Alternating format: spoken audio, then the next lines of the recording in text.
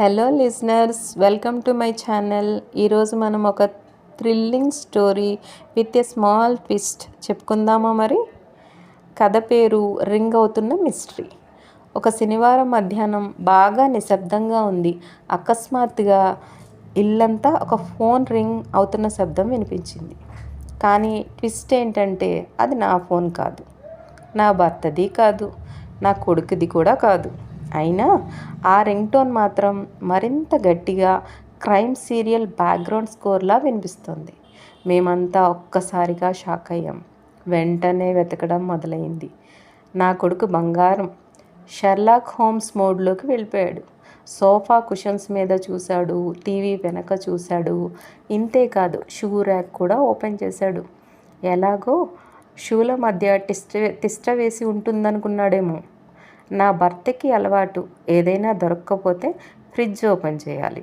ఆయన fridge door తెరిచి ఇక్కడ ఉందేమో చూద్దాం అన్నట్టు లోపలే వెతకడం మొదలుపెట్టాడు. అమ్మ మాత్రం ప్రశాంతంగా కుర్చీలో కూర్చొని మురుకులు తింటూ పిల్లి దాక్కొని ఆడుతుందేమో అంది. చాలా హెల్ప్ అయింది కదా. ఒక్కసారి రింగ్ టోన్ ఆగిపోయింది. మేము ఊపిరి పీల్చుకున్నాం. కానీ ఒక్కసారిగా ట్రింగ్ మళ్ళీ మొదలైంది. ఈసారి కిచెన్ నుంచి. అందరం ట్రెజర్ హంట్ పార్టిసిపెంట్స్లా అక్కడికి పరిగెత్తాం. కబోర్డ్, ప్రెషర్ కుక్కర్, బియ్యం బుట్ట అన్నీ చూసాం. కానీ ఫోన్ మాత్రం లేదు. అప్పుడే రింగ్ టోన్ మళ్ళీ ఆగిపోయింది. మేము ఆగిపోయాం. ఆ తర్వాత ట్రింగ్, ఈసారి లివింగ్ రూమ్లో. ఈ దశలో మేమంతా నవ్వుతూ, ఇబ్బంది పడుతూ అల్లాడిపోయాం. నా భర్త సోఫా కుషన్స్ అన్నీ విరగ్గొట్టేంతలా తిప్పేశాడు. చివరికి నా కొడుకు గట్టిగా కేక వేశాడు, కనుగొన్నా అని. చేతిలో పట్టుకున్నది టీవీ రిమోట్. అందరం కళ్ళు పెద్దవిగా చేసుకున్నాం. అతను ఒక బటన్ నొక్కగానే ట్రింగ్ మళ్ళీ రింగ్ అవ్వడం మొదలైంది. మిస్టరీ సాల్వ్ అయింది.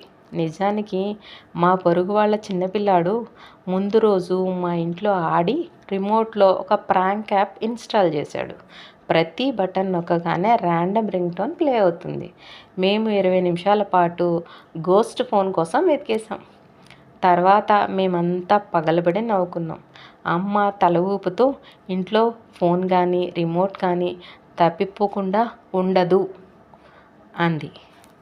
40 ఏళ్ల వయసులో నేర్చుకున్న పాఠం ఏంటంటే ప్రతి మిస్టరీ సీరియస్గానే ఉండాల్సిన అవసరం లేదు. కొన్నిసార్లు ఒక సిల్లీ రింగ్ టోన్ కూడా ఒక బోరింగ్ శనివారాన్ని కుటుంబం అంతా కలిసి ఒక అడ్వెంచర్గా మార్చేస్తుంది.